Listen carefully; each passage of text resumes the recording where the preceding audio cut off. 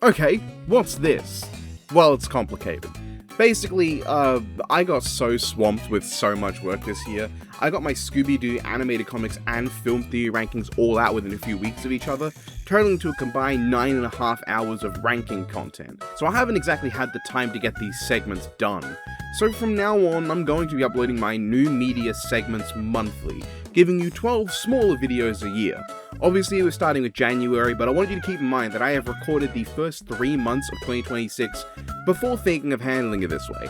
So if I say anything that doesn't match up with me doing it in monthly batches, that's why. I don't waste your time now, we're covering everything that I enjoyed or not enjoyed in January. I guess you'll find out if I liked it or not. Let's go. No, this is Mega Evolution! Pokémon Legends ZA I was very excited for, seeing as I'm a big fan of Legends Arceus, and you know what? It was pretty good. I enjoyed the base game immensely. While I thought it was extremely short and oddly small in terms of what actually happened, the characters were enjoyable, and what happened was enough for me to sit back and say I enjoyed it. The main crew was great. Tawny's really fun, Lidder's enjoyable, Naveen is great, and is it Lidder or Leader? AZ's really likable, though, you know, having the bit where he dies be what I play the night before going to a funeral for a family friend who died at an old age was not very fun, but not on the game for that. Each of the cast members ranged from really fun to not enjoyable at all. I can't say I really cared much for Jacinth, but I like the Fist of Justice siblings a lot. The main story was fine. Rogue Mega Evolution was a sensible way to make them part of the story and keep us investigating. It was fun seeing what new Mega Evolutions were that I hadn't seen in leaks or anything. But really, it was all built up to a good finale that was also a lot of bullshit. All the parts coming together was cool, and I liked everyone working together, but it did also feel like a lot of just stuff happening at times. I was really disappointed about the lack of new Pokemon or regional variants as well, but the gameplay was really solid. It expanded off the different pacing of Legends Arceus into giving full real-time combat in Pokemon. And while I would never want this to replace the turn-based gameplay of the mainline series, I would love if this continued to be the baseline of the Legends series moving forward. It's really fun and leaves you to have to consider a lot of things like positioning, move order, animation length of each Pokemon. There's a lot of nuance which I found quite compelling. I really enjoyed how this felt to play, and it had the similarly fun catching mechanics of Legends Arceus. And while I think I prefer the more open, wild environments of Legends Arceus, I think ZA had a tighter pacing overall and the gameplay was excellent. I liked this. And then there was the Mega Dimensions DLC. Now at first I enjoyed it, I liked making the donut, I liked exploring the areas, I thought it was fun, the story was good. But while I had a lot of things I enjoyed, I eventually got sick of trying to complete the Pokédex by just constantly resetting in hopes of seeing stuff I needed in the portals. I didn't bother completing the DLC. I finished the mainline Pokédex, I finished the Pokédex in Scarlet Violet the years prior. I really like Legends ZA, and I can't wait for the next one in the lineup. Veronica, sweetheart, when did you get here? Hey! Archie's Weird Mysteries I watched to get ready for the first animated comic book movie, The Archies in Jugman. And as a short series with under 50 episodes, I can't say that Archie's Weird Mysteries was unsatisfying as a time sink. There are things I weren't fond of, but I enjoyed the animation that actually kind of resembled the original art well enough, the voice acting was all very charming and fitting, and there were quite a few jokes I enjoyed every episode. The jokes could be a bit repetitive, but they did eventually expand on the characters enough for them to be entertaining and engaging even when I wasn't finding them all that funny. Veronica in particular, I think got a few episodes that made me like her a lot more as a character, and probably made her one of my favorites. My favorite character was easily Jughead though. He was so fun, endearing, he almost always meant well. Everyone was kind of selfish at points, sometimes realistically and sometimes bordering on parody. But Jughead was so earnest and likable that I enjoyed him anytime he showed up, and it made his little quirks very fun. Archie himself was fine, like he had his moments, but he was not the most interesting character. And a lot of the other characters tended to be around that level of not that interesting, but interesting enough for me to like and has their moments. The weird mysteries themselves I thought were really fun though. There's a lot of imagination, or at least variety going on. That's pretty cool, and it made each episode interesting enough. The show doesn't box itself into things. There's fantasy creatures, there's cryptids, there's time travel, there's aliens, there's alternate dimensions, superheroes, video games brought to life. It's a lot of weird shit and I like that. For a short, serialized show, I can't really complain. It's fun, enjoyable, and I liked it.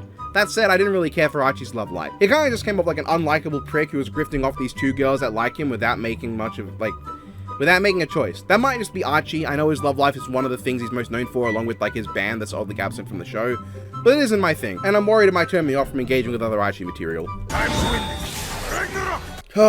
Record of Ragnarok. Okay, this is a series that I was curious about but never bothered to check out.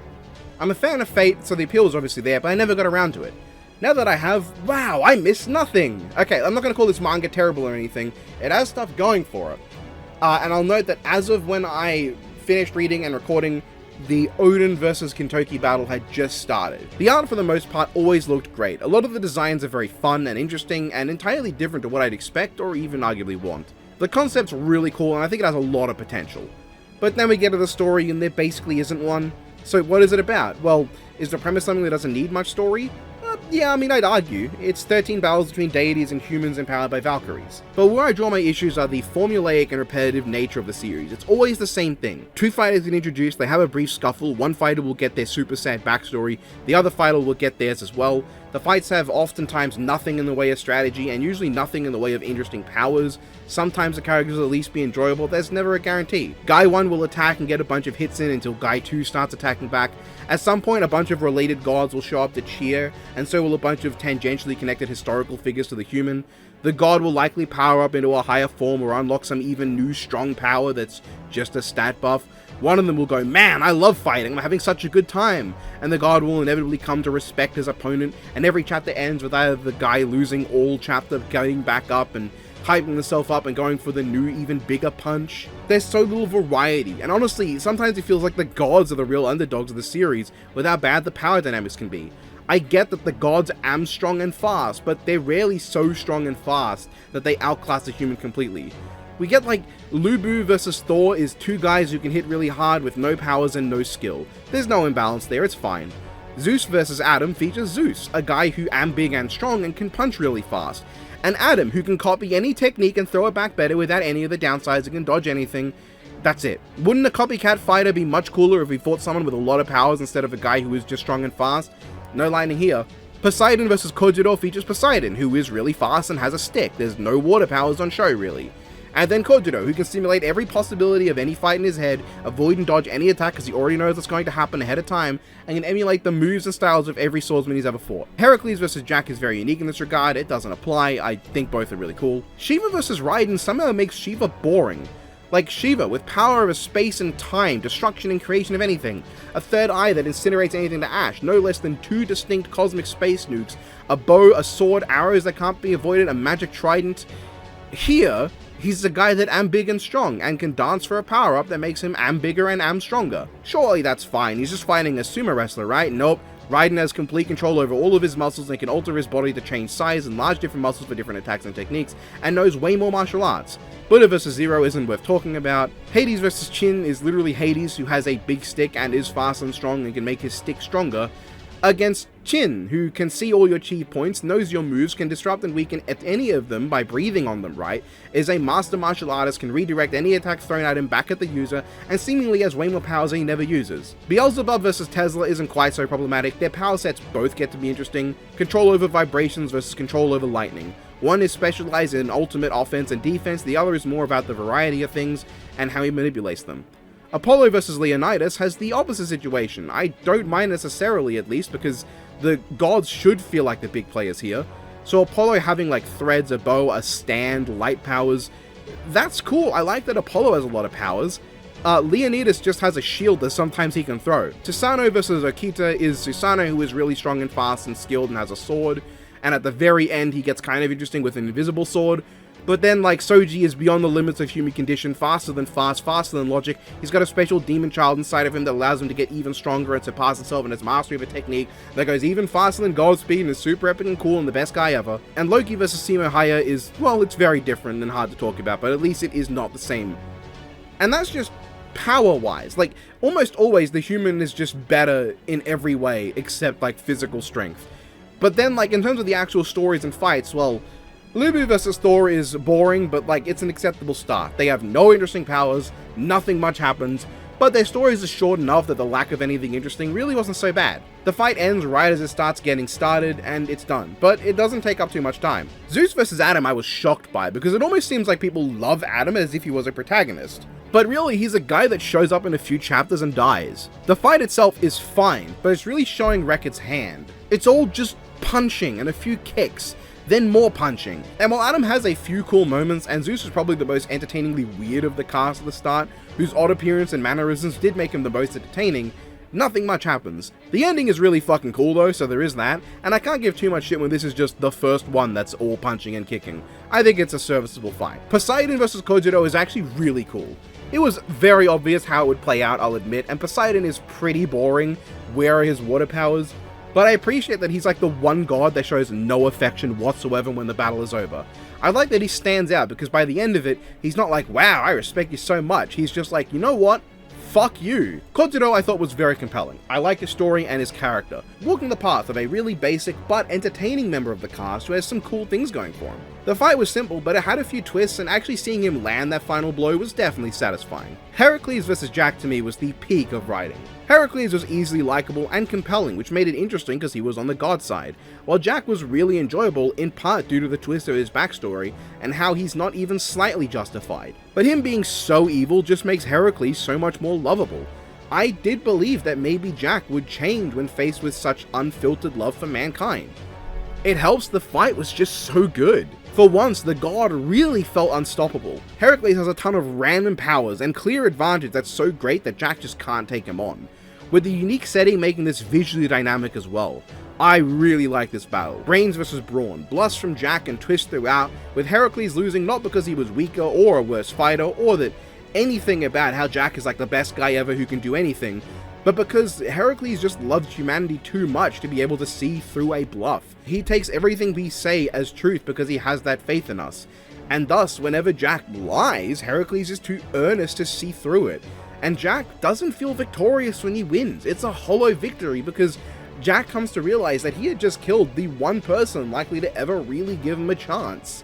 It's a really good series of chapters. This is followed by Shiva vs Raiden, where Raiden comes off as really cool, and then immediately after his introduction he's really stern and serious for the whole fight. The fight is interrupted for shenanigans with Loki that barely matter, and then Shiva gets an extended backstory about him and his best buddy who disappeared and shows up at the arena at last to watch him fight. I wonder who will win. Surely it won't be Shiva. I mean, Raiden has the intensely interesting backstory of he was strong and people were afraid, so he held back all the time. Wait, that's just Lu Bu with a conscience. And the fight itself is a bunch of punching and posturing before more punching and more posturing. Sometimes I actually forget this fight ever happened, which is insane to me, because I am fully enamored with Shiva as a deity. A religion seeing the embodiment of cosmic destruction as a supreme deity, and sometimes one and the same as creation and so on, it's fascinating. The theology of that is so interesting to me. None of that's here though. It's really kind of just boring to me. And then there's the Buddha versus some made-up OC. Now, I don't like this take on the Buddha much. I hate that he just fought some made-up edgelord character as well. Why was the Buddha allowed to deflect but the human-loving Heracles wasn't anyway? But given the Buddha isn't supposed to be a direct fighter, I was okay in theory with the refreshingly different take on a battle where one guy only talks and doesn't actually attack much. And I would have been okay with Zirofuku finding redemption in the words of the Buddha and taking the path of salvation, conceding the fight now that he's no longer lost. Instead, Zero transforms into an even bigger and am stronger edgy OC form who trashes the Buddha, and then Zero turns into a sword and the Buddha's power comes back and he wins. What? Okay, the made up nothing burger obviously wasn't going to win against the fucking Buddha.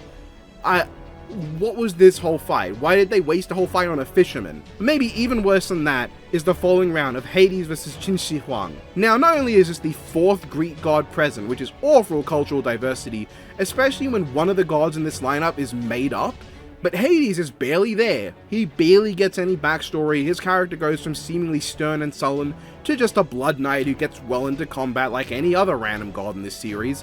And worst of all, Chin gets all the cool moments. He has twice the backstory, thrice the hype, and wins. In a way that makes it feel like Hades being strong existed just to make Chin look better and make you go, wow, look how cool Chin is, he's beaten up and still fighting. Or will they conveniently forget the actual downsides that happen? Chin is supposed to receive the same wounds he inflicts on his foe, but at a certain point I feel like that just stops happening and it never gets brought up again. And I can't help but be bothered by Chin's search for immortality never being brought up when he's fighting fucking Hades. It did feel like my cool epic OC versus your loser. I depicted Hades as the soy jack. And he won so easily. And then there's Beelzebub versus Tesla. While Tesla is really fun and charismatic and cool, he's barely the focus. And Beelzebub bothers me. He was previously treated as an intensely evil figure who loved it, but this time his new backstory is used to seemingly completely change him into a sad mopey boy. He doesn't show any of the stuff we saw before, and despite fighting fucking Science Man, his role as the god that does all the genetic experiments and revise people never leads to any interesting conversation. Like, I really wish that there was some conversation between Beelzebub and Tesla about science. Also, his evil alter ego Satan plays no role and has nothing to do with the round. That said, I really like the actual fighting in this part. It's a lot more strategic and lethargic, with even the exposition of what's going on being used for character and world building. Like, Tesla explains how his powers work, and that could come off as just really bad exposition, but it doesn't, because the reason he explains how his powers work is because he wants everyone to know. If everyone knows, everyone benefits. While on the other hand, Beelzebub's powers are explained because the gods themselves are concerned and don't understand them. So the other gods like, what's going on? Are we in danger? It adds a lot to the characters with the exposition. I really like that. Tesla changes the battlefield, he gets around Beelzebub's shields, he has all sorts of interesting stuff. I really thought the conclusion would be really interesting, because by the end, Tesla has only one super coil left, Beelzebub can only use his finishing move one more time, and either of them will die if they attempt it. It all goes super well, and then there's the ending, where Tesla sets up an unstoppable, unblockable pincer attack. Here I thought Beelzebub would use his chaos power one more time to overpower Tesla completely, killing Tesla while nearly ending his own life, but being saved by the prayer that Lilith placed on him in his backstory. A battle where both should have died, but the support and love of Lilith kept Beelzebub alive, and for the first time, instead of cursing his immortality, he thanked it. Instead, Beelzebub just dodges and kills Tesla anyway. Fucking awful! And then the next fight's another fucking Greek god. 5 of 13, and it's against a Greek hero too. Apollo vs Leonidas in round 9 feels really short. It's about as short as some of the earlier rounds, which at this point I would have accepted if it was interesting. But no, Leonidas is a really weird character. I think he's a relaxed guy who would rather not fight but does out of necessity, but he also seems to hate Apollo and then reveals he never hated him or something like that. And Apollo goes like 180 from pompous dick to coolest guy ever, but in a way that doesn't feel interesting. I don't give a shit about these characters. Apollo and Leonidas were both just there. Leonidas lands 2 hits and then dies unceremoniously, with Apollo walking off as if he was barely bothered. I get the idea that the assumptions they had about the other was wrong and they're actually very similar, but I don't get why Leonidas had these assumptions. They barely even go into his issue with Apollo. Frankly, I just wasn't all that interested, and why does Xerxes never get any personality or portrayal in the crowd? I guess I don't mind, because the trend is for every opponent of the human to be like super on board with them suddenly, but still. Susanoo vs Akita I thought was dreadfully dull. There were some genuine hype moments and aura, but I just didn't care about these two, especially Akita. Susanoo got a proper backstory to him, but the lack of any tragedy or sadness made me certain he was gonna lose. Meanwhile, Akita didn't get a backstory. He doesn't even reveal his Valkyrie until right near the end. His backstory I thought was really just bland. Like, yeah, I guess it's sad, but it just made me care more about Serizawa Kamo. The fight itself is fine, but I had so little shits to give, and the amount of ridiculous glazing Akita got felt way higher than the other humans. Akin to some kind of creator's pet with how he surpassed the human limits and never got to fight with his true power in life. I just didn't like it. The invisible sword stuff was kinda cool though, and I thought Susanoo was fun. Loki vs Shimahaya was really strange. Like, I love the setup, I love the dynamic, I love how they interact. It's a fight where neither combatant actually get to talk to one another, and also one that's entirely one-sided. Maybe the only full stomp fight because Loki has no resistance here. The powers are that Loki has a clone army, teleportation, shapeshifting, and knives, while Simo has a gun that shoots instant kill bullets, and that could have been really cool. Parts of it in fact are, but the issues I have are character-wise. Loki is fine, he's been there all manga, but there are some huge reveals about him that make him extremely unlikable. Just, to seemingly think like, the manga seem to think I won't hate him for destroying a relationship out of jealousy and never repenting.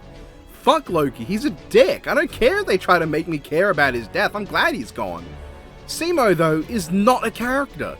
He has no personality beyond being really sad over all the people he killed, which is like the opposite of the real Shimahaya. One of the most famous things he ever said was that he didn't have any remorse for his actions because he did what he had to, which would have made a much more interesting character to me. Someone who sees his actions as sins but doesn't regret them because he did what he had to.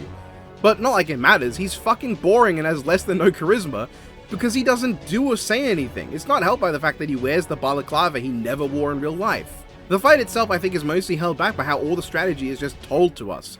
We are told what they're doing, we are told what their plans are, and when the explanation is done, there's maybe a sniff of seeing stuff happening before there's more explanation about what's happening next, and then suddenly Loki's dead. It's over really quickly like nothing happened. And the quick fight, frankly, I would have been fine with if it wasn't made to feel even shorter by being all explanations. You take out all the exposition that we're told directly, and this fight would be like nothing. And it doesn't help that Loki went from a compelling, entertaining goofball to an incel jobber who keeps a life-size doll of his crush and screams "DIE" when he finally gets the jump on his opponent. And that's really where I left off, and I don't know if I'll finish off the manga when it's done. Record of Ragnarok, I think, had a great enough start that I could overlook some of its problems, but as time went on, I just did not get into it, and I thought the battles got really repetitive and lost a lot of steam. The ones that stand out are sometimes good, but they're also sometimes not great. I am not big on Record of Ragnarok, and I do not know if I'll check out the anime, especially given the one thing this manga has, its great artwork, is taken away. So, you know, it wouldn't be the best of adaptations, would it? Please don't use arson as a marketing tool. So I am a fan of Avatar. I think I said this before, like, I like the first movie. I think Way of the Water is fine, but too close to the first. And I actually thought that Fire and Ash was the best of the three. At first. Fire and Ash is maybe the least technologically impressive, just given it came so close to Way of the Water. Nothing new could be done, but it is still beautiful. It has some wonderful landscapes, and I really do like how it changes up the formula. It's still just Jake Sully hangs out with Na'vi and then humans attack and someone needs to be saved, big final battle uniting the tribes. But it isn't about Jake Sully going to see these Na'vi and spending ages learning their way of life, and that's the main focus. Instead, the new tribe of this movie are the fire-based villainous tribe. It's Quaritch, the villain, who gets some actual depth as a character and a much more interesting approach. I felt like the story was a lot more engaging because of stuff happening like this. I was actually invested in seeing where they wanted to go with things. Obviously it wouldn't kill anyone of importance, but I wanted to know more. I like seeing Quaritch get to know the Fire Tribe and become one of them over time. But then it kept going, and the movie revealed itself as not having any interesting conclusions to come to. I was fully expecting, like, as revenge on Sully slowly became less important to Quaritch, for there to be a moment where our villain would realize he doesn't need to get revenge on him anymore. His goals aren't about killing Sully anymore. The man is technically a digital clone of the original in a new body. He doesn't see himself as the same person, and unlike the real one, he could put Sully betraying that weak man he found dead behind. And I wanted to see him come around to that kind of revelation. Like, the humans see him as an asset now. They see him that, like, someone can be dropped on a whim. But the Fire Tribe embraced him, they party with him, they enjoy having him around. And seeing as their belief goes against Awa, it led to an interesting sort of potential for him. Jake spends the whole movie telling Quaritch to open his eyes. I would have loved if Quaritch had done that, but to a different worldview that's equally native to Pandora. Basically throw it in Jake's face. Yes, he opened his eyes to Pandora, but it's still a different worldview and it still opposes what Jake believes. Jake no longer has the moral high ground to stand on. His belief isn't inherently better than Quaritch's. It opens him up to questioning his own views maybe. What makes the Fire Tribe less correct than the ones he knows? Varang, whatever, is the other main villain of this film, and I really liked her. She's entertaining, she's wild, she has something to say about Pandora. She has a point. Why should she worship Awa if Awa didn't save her from tragedy? And at the end of the movie, she gets a glimpse of Awa being actually real. And I hope that in the next movie, seeing Awa makes Varang more of a hater. I hope she goes from someone who refuses to believe to someone who knows that Awa abandoned her tribe as a fact and chooses to hate God more for it. I like Varang a lot. Unfortunately, the movie has a few issues. Quaritch doesn't resolve his arc. That whole thing I mentioned doesn't happen. He has what's almost certainly a fake-out death. I certainly hope that he is abandoned by the humans, but Varang comes back to save him, just because I want that arc to continue in that direction instead of taking him back to the humans. But also, Jake still isn't that much of a character, even if he is slowly inching towards being more interesting. His kids are all the same kind of, like, whatever, with Spider being just as aimless and badly acted, and Kiri having a big reveal about, like, there's a strangely big reveal at the big twist that she was born from Awa and is a virgin birth, which I swear we already knew that in the last movie.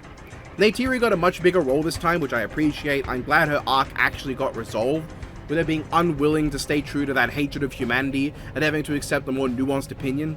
And of course, the biggest issue with the movie is it takes forever to finish. The movie has one awesome final set piece of saving Jake from the army where everything comes together, and then it keeps going for like another 30 minutes. Now, maybe I would have been annoyed by a cliffhanger ending where Jake spends the last scene like becoming Turuk Makto again, and he finishes it with "Tell the tribes that Turuk Makto calls them," and there's a dramatic cliffhanger. But if that happened, at least it would still be a final act, and frankly, the storylines not resolved by this point still remain unsolved in the movie itself, so it's not like it would have been like, oh, they didn't resolve anything, because they didn't anyway, aside from like the Tulkans joining the fight. Instead, they cram a full movie worth of content into a montage of Jake getting the two tribes together, only the two because he doesn't know any others, and then there's yet another big final battle that goes on for fucking ever. With a few cool set pieces, and for some reason we see Awa prove herself as real and she's just a giant Na'vi, which takes away any of the mystique. There's no aura to this. And then like that's it, the movie finally gets to end. After a battle that takes like a whole fucking hour, 30 minutes, it's too much. And it hurts too, because like this movie doesn't actually expand on Pandora all that much. That's half of what makes Avatar interesting as a series. The world, the creatures, like it's an introduction to a world that you get to think about. But this one only introduces the things that fly the traders who never show up again, and like the cool ass squid shark that shows up twice. I guess suffice to say that while I enjoyed this movie to a degree, I think it has some of the highs of the series, it ends way too late and becomes crazy hard to keep watching. It's hard to recommend this one if you haven't seen Avatar yet, and you probably aren't going to be interested. So that's about that. Excuse me. Excuse you? No. Fuck you. I don't know, after finishing Yakuza 5, I was done playing Yakuza, and then the next day I felt like playing Yakuza again. So now that I actually have a copy of the Kiwami duology, I figured I'd actually go back in time. Then go back to release order, which would then be 0, which is going back even further, and then finally I play Song of Life after that. Meaning I have to go through 3 RPGs before I can continue the story, plus Kiryu being shot in the street. Kiwami is an interesting one because it has a lot of small quality of life improvements, like the ability to run, to save anywhere, and generally smoother transitions to combat than any game I've played already. The combat as well is impressively good. I love the DMCS style system, with each one being pretty fun to use and a good way to make up for no longer having multiple characters and playstyles in the same sense. It feels good to play, and I enjoy using each style to their benefits. Rush is probably my least used style, because while it had its moments, like I found it really fun using it against Majima, I just found the other two overall better most of the time. I used Brawler a lot. The snappy counter anytime you get hit made it really easy to brute force some harder fights, and I felt like it was just the right pace for me. Beast was a weird one, but I did get a lot of enjoyment from it. The ability to swing weapons in the environment in the middle of a combo without pausing to pick them up was really fun. The unique blocks of both Beast and Rush were fun to use as well, and I really enjoyed figuring out what was best for each encounter. I can't say I actually enjoyed like the Kiwami mechanic, that is some enemies will pause to heal, and if you don't have heat you're screwed. Early on, I just didn't have any moves to stop the enemies from healing, and later on it became a chore. I'd have to sometimes switch to a different style to use the right move, and you get the Dragon Kiwami move so late that at that point I'd gotten used to just pulling out a weapon to use Kiwami moves. Alright, Dragon style, and also weapons. Because this game is the first one I played that has a separate inventory for weapons and armor, I was actually able to use weapons without feeling like I was wasting space that could be spent on healing or shit. I was actually willing to bust out weapons and try out their fun moves. And there were some funny weapons like the Marlin Cannon, the Frozen Sardine and Dynamite Nunchucks, or the fucking lightsaber. It was nice to actually feel motivated to bring a weapon sometimes. And Dragon style was very unique. It's initially useless, but by the end of the game it's the strongest style, with all the Kiwami moves and what feels like the most broken version of the Tiger Drop yet. You can only upgrade it with the Majima Everywhere system, which is a system that I thought would be annoying, but actually only annoyed me occasionally. Majima will just be roaming around and sometimes will attack you, but because whenever you get to a certain point he will leave the map and wait for you at a place so you can get to a higher rank, frankly, there are times where I didn't want to have to deal with it, and like I could just leave him hanging. I could be like, okay, he's waiting for me to rank up, but I don't feel like fighting Majima, I want to do some other stuff, so I'll leave him there. It was only later on when I was cleaning up my completion stuff that I was being jumped by him repeatedly and started to get annoyed. In part because Majima's health bars are so many that it takes like a ton of target drops just to bring him down. However, the Majima Everywhere system did open one issue I imagine the original Yakuza didn't have. In Kiwami, it feels like there are two different Majimas. There's this Majima, who is the same one as the leader in the franchise, and he gets to show his depth and nuance. And then in the main story, Majima is just a different guy. He's some arsehole who likes honest people and fights you a few times. He's barely in the game, and way more antagonistic than I'm used to. It was surprising to come back and see just how little Majima there is. He gets stabbed at one point, comes back fine, gets shot, Kiryu uncharacteristically walks off as if he doesn't matter to him, and then Majima comes back in a truck and like, whatever, he gets his ass kicked and disappears forever. It's like, you can feel what's added into this version of the game. And honestly, I didn't think the story of this game was up to snuff. It felt like a lot of layers of pointless reveals sometimes, which I guess isn't too bad because the game story is still like good. Nishikiyama, thanks to all the added scenes that don't fit the rest of the game's older, stiffer animations, comes off like a genuinely sad and pathetic individual that you do feel bad for. Haruka's initial bonding with Kiryu is quite charming, and I find it fun how headstrong she was early on. And I find Dad Kiryu running around with Haruka and Kamurocho really charming.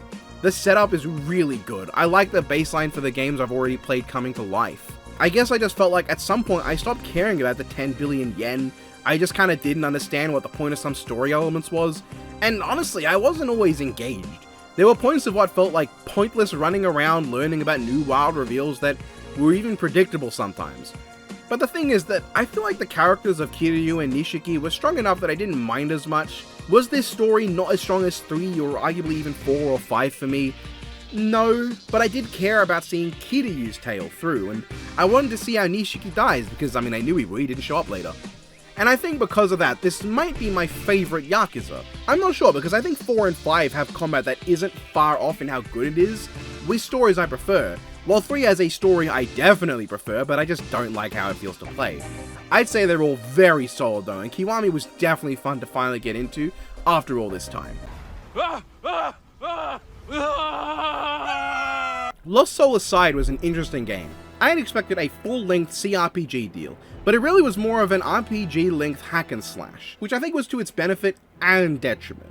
The game really excelled in its gameplay and its visuals. For a game with such a small team, it does look great at points, though it's very obviously unoptimized. This game caused my PS5 to overheat like crazy. I normally don't need to pull it out entirely into the open onto a little fucking pedestal so it can vent fully, but this game required that. The only other game I can think of to have done this ever was Doom the Dark Ages, but that game is rendering about 10 billion enemies at once and tons of effects, while Lost Soul Aside was doing this in the opening cutscene of a girl at a desk. Clearly there was something amateurish about how the game was rendered. Aside from that though, like, it does usually look quite good. It has a very Chinese feel at points, which I appreciate.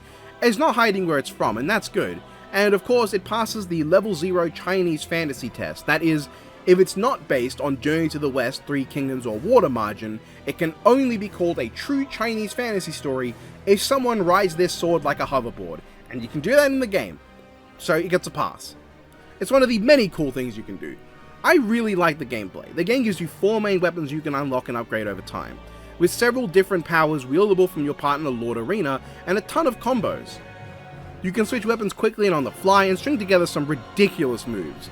I found this really fun. The regular sword was fast and brutal. I found anytime a boss fight had a long stretch of no action, or like charging up a forward attack with a lot of build up, the actual judgment cut you can do was devastating to drop on them. It makes you completely immune to attacks, does a shitload of damage, and while it has a long enough charge time, that just meant it wasn't a solve everything kind of tool, which I appreciate. The greatsword was way faster than I'd expect from what's supposed to be the heavy slow weapon, but it ended up being my favourite weapon. It has a ton of hard-hitting, powerful moves and options, especially when it came to dealing with large groups of mooks. It was devastating.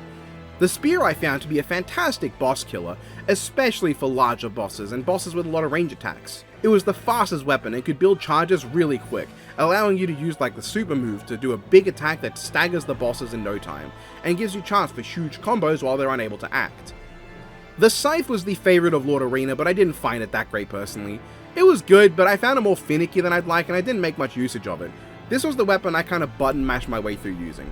But altogether, I think they made for a great arsenal of shit that I could use and play around with, and it helped that the bosses were generally quite solid. There were a lot of them though, and while some were fantastic like cinematic bosses with Victor and the Emperor, and of course the final battle with Aramon, who literally throws out biblically accurate black holes, some were not great. I found the White Dragon to be a huge pain in the ass. Sometimes I would forget the new weird mechanic where like, anytime he hits you, like he builds up a fucking charge, and if it gets up enough, he automatically wins regardless of what health you have left. And there were a lot of pointless, uninteresting mini-bosses. For every major character or even minor character with important relevance to the overall lore that you get to battle, there was some random monster that meant nothing and added nothing, and usually were reused from a previous encounter just to soak up time. The game was definitely padded at points. It didn't need to be this long if it had no substance, and that's how I felt. I was getting a bit tired of the repetitive battles. I'd unlocked all the powers and I'd used them a lot of times, and there was another 20 hours of gameplay left. This normally would have been alleviated by a solid, well-written story or characters. Lost Soul aside does not have a solid, well-written story or characters. It has very by-the-numbers and basic story and characters.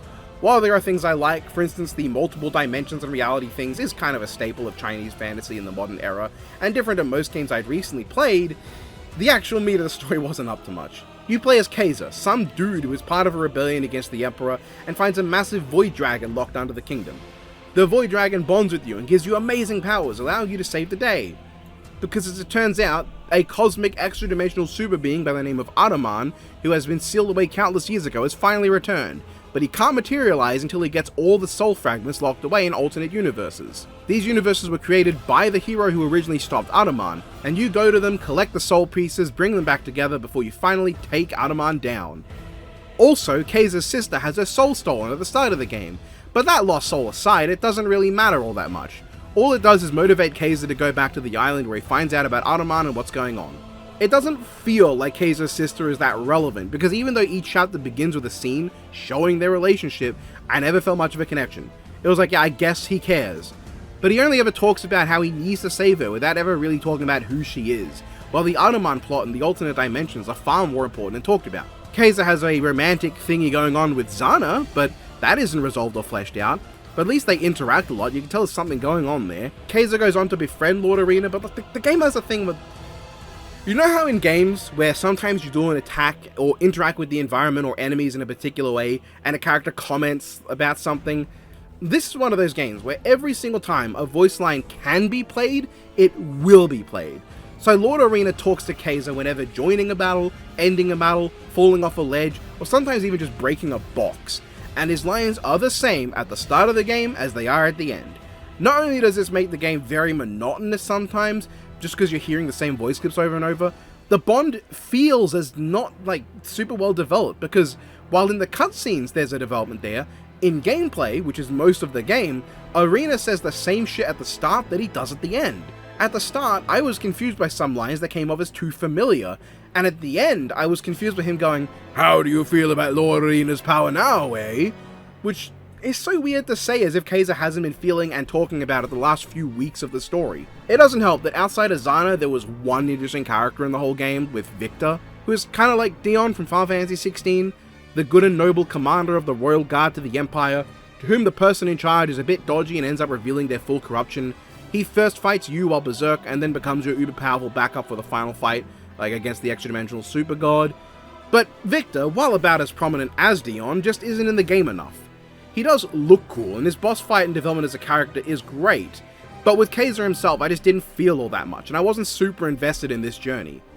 Unfortunately, this meant that while I do like the game and I enjoyed it, I think it's quite a feat of a game having like a decade-long production and actually coming out. I just don't think it's worth the full asking price. It has enough content and good enough gameplay to warrant it, but the connective tissue that makes a game at 60 hours worth playing isn't there. You're not controlling a charismatic character, you're not engaging in a thrilling or interesting story. The climax is great, I love that, but it's the kind of game where like I'd say pick it up if you like this kind of game, but only if it's like on special or something. I got this game for less than the price of a deluxe class Transformers toy, so it wasn't too big a blow on the budget for me. It's always the furry ones. Generator Rex I watched to prepare for the Generator Rex Ben 10 crossover for the animated comic book movie ranking, and you know what? Show's pretty damn good. With 3 seasons that oddly go from serious and goofy to very serious, it was quite a fun journey. This era of 2D animation is one of my favorites. I love this kind of look. It's Western animation that clearly takes inspiration from anime but isn't directly imitating it. Its own unique look of the 2000s I really adore, and it does make a really nice looking show. It does feel like by season 3 there's some cheapness added in. I don't know, sometimes the action looks unfinished and unpolished, but for the most part the action, the effects work, the choreography was really good. I really enjoyed these characters as well, that helps. Rex was maybe a bit annoying at first. His crush on the very adult Dr. Holiday was a bit much, but by the second season it dies down and becomes more believable. I can get a teenager having a crush on the only woman he's known for the last 6 years, but he brings it up all the time early on. Once that's out of the way, I didn't dislike much else about Rex. I understood his rebellious antics and how cooped up he feels. I did like the whole storyline of him learning to grow and mature while Agent 6 and White Knight learn to be actually almost fathers instead of just his boss.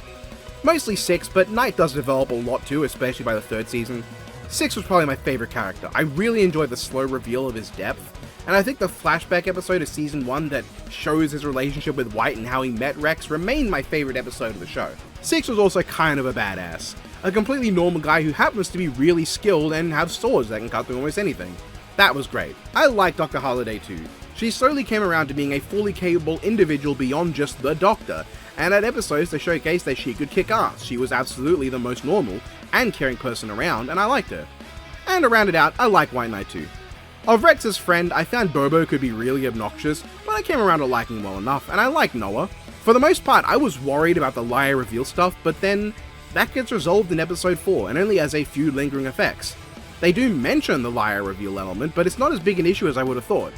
The teenager who is defined by being immature and irresponsible handled a liar reveal plot more maturely than most actual adult characters in media. That's crazy to me.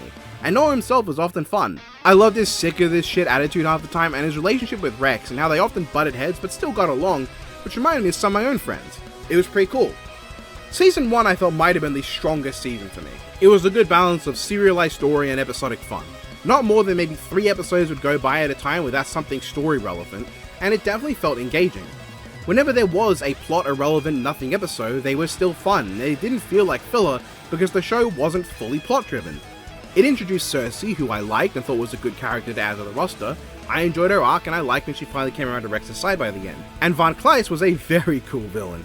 He had this great evil voice that sold him, and I really enjoyed his story throughout the seasons of him constantly butting heads with Rex before eventually losing his mind, but still trying for a big final gambit in the last 2 episodes. Season 2, meanwhile, I still liked, but it was notably sillier to me. It lacked more of the serious moments, and I felt like Rex's memories weren't quite as big a deal as I would have thought. I get that was kind of the point, but I didn't really click with it until his brother showed up, and that was a good episode, and he was a fun character. I also quite liked Breach's arc. There was something interesting there. I like Rex choosing to engage with her as a person, and that led to them bonding. Season 3 I thought was a step up from Season 2. It was way more serialized and told more of an ongoing plot, but I didn't mind that. It felt right for the big climactic season, and it wrapped up most of the plot points that I thought were important and needed wrapping up. That said, a lot of the more minor characters who work for Providence in seasons 1 and 2 just don't get to come back. Like, the place where Rex works goes evil, and there's the beautiful haired Black Knight who takes over, but most of Rex's friends in Providence feel like they just disappear. It makes sense. I get they don't come back, but it's odd that they don't. The meta-nanites felt a bit out of nowhere and just served to make an epic conclusion, an easy fix for the question of how do we cure the nanite problem worldwide. The whole show had been dealing with that issue and how to resolve it, but the solution was just get these powerful fix-everything things I knew about the whole time, Rex. And I didn't enjoy how Cersei's arc was resolved. There's the attack on Abyssus and Von Kleist's former henchman help Rex. There's the pretty fucking cool Bio-Wolf who helps out as well. Cersei sacrificed herself so that Rex could escape, and that was really good. And then Cersei only ever shows up again in the finale. There is a fake version of her that shows up later, but do you think Cersei being under mind control from Providence would have actually played a bit more of a role and had more drama to it? Bio-Wolf and Scalamander being captured also plays no role, which you think they would have done more with. And there's one villain called No Face who feels like he would be super important, but he just ends up being here, and he gets a cameo in the final episode showing he got cured, and that's it. Breach also shows up in the final episode to save Von Kleist and say hi to her former teammates, but then disappears without properly giving any kind of ending to what was going on. There were definitely some threads left open and some pretty big plot points that never got resolved. Endgame was a mostly satisfying conclusion to the show, but it could have been much better, especially for one of the show's very few multi-parters. As a whole though, I thought Gen X was a very good show. It had a great sense of humor, really fun characters, and a lot of enjoyable moments. I liked the main cast, I liked most of the villains, I thought it was a fun time. But I do think if it got something that would flesh out those other plot threads, hell, even a comic book series, taking place during and just after Season 3 to resolve those, that would be great. I'm gonna go higher. I'm pissing on the moon! It's high-key a bit harrowing to see that the Samurai Remnant collab has finally hit global, because it reminds me how long it's been since the last Mainlight Fate game, and the fact that Extra Record has taken so long that a game has been fully announced, dropped, and become old before Extra Record came out. Anyway, I thought the collaboration was alright. It is a pretty direct continuation of the storyline of Samurai Remnant, and I think it did a really neat job of following up on what was left behind. Most importantly to me, I really liked how Iori was handled with like the revelation that the reason he feels nothing and has no goals in this event is not some kind of weird mind control or tampering, but it's because at the end of the original game, Takeru managed to give him his wish during his life. Like that final battle with the Phantasm and Musashi as well in this one was just so awesome. She gives Iori a new direction without ever saying a word. Chiamon's continuation was neat, though thoroughly depressing. Like, he has these constant comments about how hell is empty because none of his family that he thought was in hell, and that he did all these evil things to make sure he would go to hell to join them, none of them were actually there. Like, that's really sad. That said, I did not care to see Ushi come back as the villain. Like, I knew that Ade wasn't in the collab, but it felt like I personally would have wanted to see more from him, or see fucking Chengong come back as a proper heroic spirit, because he'd be so much more than the original game. Every other human could be brought back, but wouldn't necessarily be most different, but Chengong goes on to do so much more in his life that it would be fucking cool to see him come back as a servant. That's not to say I dislike what we got, I thought it was neat and interesting, but I felt like Ushi and Another Tree of Emptiness was a weird way to push forward the plot of this continuation, and Cersei doesn't even get to show up, even though it would have been really interesting and given them a recognizable face. Instead, Odysseus shows up and does nothing. I really hope we get more of the Samurai Remnant cast in Grand Order, because while this is good, it left me a bit wanting. Full Throttle is the movie war for Drive and Gaim, and surprisingly, I enjoyed it. This movie was not without its problems, but it was pretty fucking hype.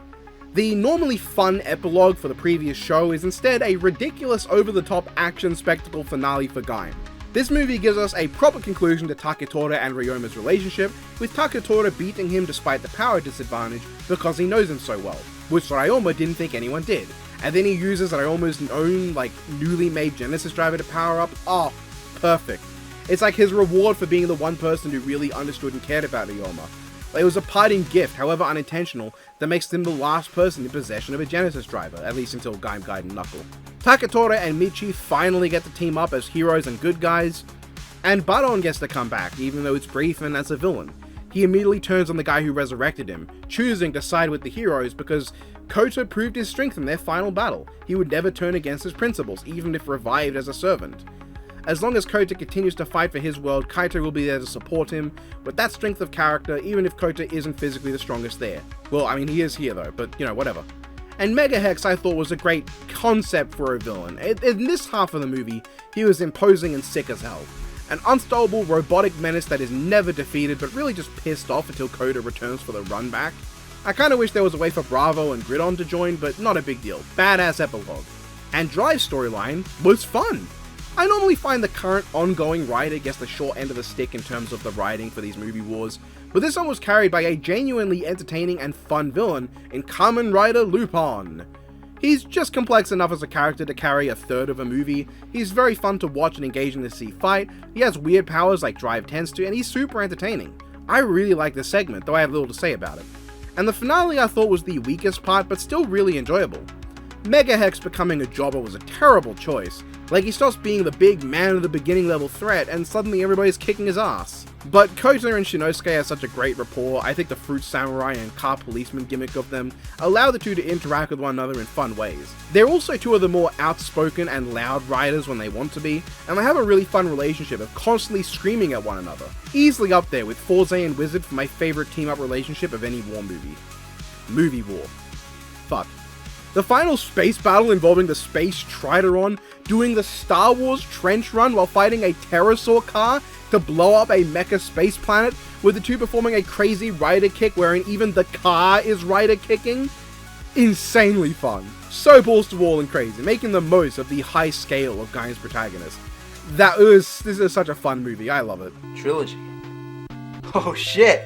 There's a fourth? I had not watched Kamen Rider 4 along with the superhero Tyson film it came with, and now that I have, it sucked. I love seeing Takumi and Yuto again, but Yuto barely feels like he matters outside of bringing the Zero liner, with Dene barely showing up. Meanwhile, I feel like they butchered Takumi. In theory, a storyline about Takumi being broken from all the bullshit that happened in Fires and wanting to force himself into a happy ending is cool, but this is not a good way to do it. Takumi at one point essentially asks, what would Kusaka do? As if he at all had a strong friendly relationship with the guy. Those two are not close. Kiba I can get, but not Kusaka. Takumi seems to have had a character arc. After I don't know what I'll do, but I can keep living for something at the end of Fires to everything sucks and I want to be immortal by this miniseries.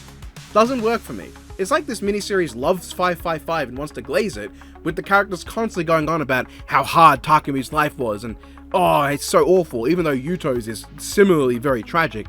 But the writers didn't understand the show and they just made shit up. Kamen Rider Yongo barely feels like he matters, even though him having the Sentai mouth is about the most Super Sentai love you'll see in this era of Superhero Tyson. He's a pilot, which is cool, and he's genuinely upset when the plane is destroyed, but I felt nothing from him. He's maybe even worse than Sango, because at least Sango looks cool and had a character arc. I was disappointed by this miniseries, and that makes me sad. No, my car! Kamen Rider Drive is another one of those series like Blade and Agito that I've never heard anybody in the West talk about. While I would not consider it on the level of Blade and Agito, I consider this fantastic. A fantastic Kamen Rider series. Surprisingly so to me, because it didn't start as one. It doesn't start bad, because it's really just a comedy series. First and foremost, this is what people think of when they never see a Kamen Rider show, but assume what Kamen Rider is. This and Den-O. It's very silly, very comical. Throughout its run, it has the most intentionally comedic editing of any Kamen Rider show so far. Instead of letting the comedy come from pure overacting charm, snark and snide deadpan humor, or over-the-top screaming, the comedy has a lot more of that, I guess, Gen Alpha brain rot editing, but it's like actually funny. The characters are prone to really over-the-top silly moments. Even the straight man of the group sometimes gets brought into this like kind of wacky editing and gives no response to it, which is very amusing. But as the story goes on, Drive develops a decent amount of depth. The themes of morality and uncertainty as who the real villain is, and arguably the folly of racial prejudice, begin to rear their heads. The characters in the show are often motivated by vengeance or racial prejudice. Between Drive, who is a well-meaning cop but prone to anger and a need for revenge when the nature of his father's death is brought up, to Maha being straight up racist towards the Roid Nudes, to our main antagonist Heart being racially prejudiced towards mankind due to what they did to him. Each character has their own reasons and motivations to make you understand why they have these beliefs, but you also know that the prejudice is wrong. The show doesn't take a side as to who is right or wrong because neither of them are right. Racial hate and constant drive for revenge are unambiguously wrong, and as such the only truly good person throughout this show is the one used by both sides, Chase. Chase has to be one of my new favourite Kamen Rider characters. He's so kind and well-meaning. All he wants to do, no matter the side he's on, is to try and protect everyone. He's a loving soul who doesn't really understand emotions or himself, torn between the humans and the Roid Nudes, of which he has saved both at various points. He actually carries a surprisingly good love triangle. I'm so normally against the love triangle trope, but I love how the show uses it. It's resolved in about 2 episodes, with Chase not being glum or broken or mopey or angry. Instead, Chase is happy that he got rejected, because him feeling heartbreak proves to him that he feels emotions. It's so sad, but such an interesting way to approach it. I love Chase. His final sacrifice was heartbreaking. I really wasn't expecting it, but it was a fantastic moment for him and Maha. And yes, they pronounce it Maha. It's Mark, but it's Maha. Maha is basically the primary carrier of the racism towards Roid Nudes. As Roid Nudes and humans come to understand each other more, eventually Heart and Maha begin to start to care for members of the other side their own ways. Maha's motivation is definitely weird, but I get where it's coming from. It works well enough.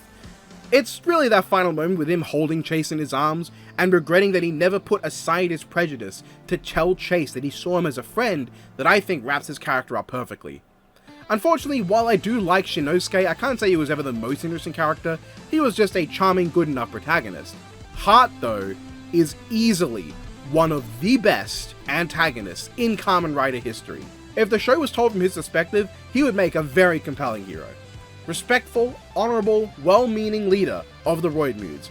He hates humanity for what they've done to him, but he also wants to evolve his people enough so that they can live freely without the struggle of having to coexist with mankind. He loves his allies, he gives them constant passes without punishing them, he's always out to take good care of those who are among his numbers. When Medic and Brain die, both of which got great development as time went on, Heart is genuinely broken about it. Even when Chase dies, despite the fact that Chase had gone on to the other side, Heart still cares. And after being grievously wounded in the final battle, he chooses to die fighting Drive, because at the end of his life, he wants full control of what he does, to be a slave to nobody, and he wants to die indulging his joy of combat with the last person on Earth he considers a friend, Kamen Rider Drive. It's so powerful. I love it. I love Heart. I think he's a perfect antagonist. I think Drive almost matches O's in terms of having my favorite set of villains, and I also like Gold Drive. He is kind of one note, admittedly. He's unambiguously evil, and the reveal that he made the Roid Mudes inherently evil is one that I'm not so sure about, but I do think the fact that so many Roid Mudes are able to rise above their programming and develop as a genuine culture kind of goes to represent that whole, like, that natural savage concept that idiots push is inherently flawed. Because these Roid Mudes were made to be inherently evil, but they proved that they weren't. So many Roid Mudes weren't evil, and it's a bit of a weird plot point, and the writing's a bit awkward, but I think you can interpret it in a way that helps the show. As a villain though, Gold Drive is so consistently entertaining and hilariously evil. He's somewhat one note, but he kind of comes off to me as like a male Ragyo from Kill la Kill, down to how he mistreats his own children, and how he drops a 10-part combo version of Gerald's You're No Maria from Sonic 3. It's insane. I was consistently surprised by how evil Gold Drive was able to be. He gets a perfect death too, damaged by Chase's final sacrifice and beaten by the fused form of Maha and Chase's power until he's nothing more than a sniveling weakling begging for mercy from the very son he abused and tried to kill. No show should make a belt begging for mercy powerful, but damn if this show didn't succeed. Actually, the final arc of Drive I thought was incredible. The show started fast, but a bit one note. It began to get more depth and intrigue with even things like long-running gags being worked into plot points. Like one character can't pronounce the names of the enemies correctly. That becomes plot relevant instead of just being a gag. It ends on a high-impact, emotionally powerful finale that properly developed everyone and makes you care about the death of the villains. I don't think a group of series-wide antagonists in Kamen Rider have been so genuinely heartbreaking to see gone. Even the Showa era, where most kaijin are humans forced into that state, didn't dwell on them enough for it to be sad outside of like the manga. This time, it hurts to see the hero succeed. What a fantastic show. I loved Kamen Rider Drive. That's not even going into how cool the action is, or how well they use the super speed gimmick at points. I mean, that said, it's a bit weird how the car theming has nothing to do with it. Like, you look at Heisei Phase 2, you know, double being two guides, it's integral. O's being animal themed, it has to be, because the Greed are like that. Fourze being space themed and everything revolving around cosmic energy, it works with the show's story. Wizard is jewelry themed, admittedly that doesn't matter all that much, and Gaim is fruit themed, and the whole show is about getting the Helheim fruit and the biblical allegory. And then Drive is car themed because Steinbelt like cars. His being a car or tire man doesn't matter much. It doesn't play into the kaijin of the show, or the themes of the story, or even most of his powers. The tires just access various elemental or magical tools. Still, that's not a huge thing though. I love this show. Happy to check it off the list. And now we're going on to a new segment that Biffweed suggested for these videos that I agreed with, and that is just kind of just going through all the stuff that I did for rankings in a single like moment. So this is all the stuff that I watched for rankings during this month. You know, like they're in order. The dates are written out for you if you want me to read them out. It's just, I watched Archie's and Jugman, Bigfoot 1970, The Bad Guys, Curse of Bigfoot, Sasquatch, The Legend of Bigfoot, Capture of Bigfoot, Night of the Demon, Cry Wilderness, Harry and the Hendersons, Bigfoot, The Unforgettable Encounter, Drawing Flies, Little Bigfoot 2, The Untold, Sasquatch Gang, Sasquatch Mountain, Bigfoot 2008, Bigfoot 2012, Willow Creek Exists, Big Legend, The Man Who Killed Histler and Then the Bigfoot, Dawn of the Beast, Sasquatch Sunset, Creature in the Woods, Bigfoot the Conspiracy, Legend of the Sasquatch, Son of Bigfoot, Bigfoot Family, Missing Link, Gen Ben Heroes United, and Adventures of the Amazing Living Corpse. That's a lot. And that's the end of the stuff I checked out in January. But you know what, for this year, you know this like art piece here, this thing with all the death battle winners, it got rather popular. Well, I thought I'd do something similar, but for matchups involving characters from the new media I've logged this year in these segments, and also mine will look significantly worse. So starting at January, this is all I have. Now, I understand it's hideous, I can't draw, I get it. But these are the 5 matchups I have for the new media I've gone through this year. Bigfoot from all the Bigfoot movies versus the Loch Ness Monster. I did consider Slender Man, and I do actually really like that matchup, but I just kind of wanted to draw Nessie. Nikola Tesla from Record of Ragnarok versus Thomas Edison from the Fate franchise. Victor from Lost Soul Aside versus Dion Lesage from Final Fantasy XVI. And Kamen Rider Gold Drive from Kamen Rider Drive versus Ragyo Kiryuin from Kill la Kill. I could explain these matchups, but as of now, I don't know if anyone cares, so I'll just probably have a bit of text under the thumbnails as I pop them up right now as I'm talking, and also, you know, for now, this is how it looks, and don't worry, this will be getting a lot bigger a lot quicker. You lot can let me know in the comments whether you would like me to actually explain the matchups. I can. As much as I would like not to dwell on them, I definitely could. I'm mostly just doing this to express myself through art, keep me interested in the versus scene by putting some of my ideas to paper. Paper? No one's printing this. You know, we'll see. So yeah, that's that. Have a good one, fellas.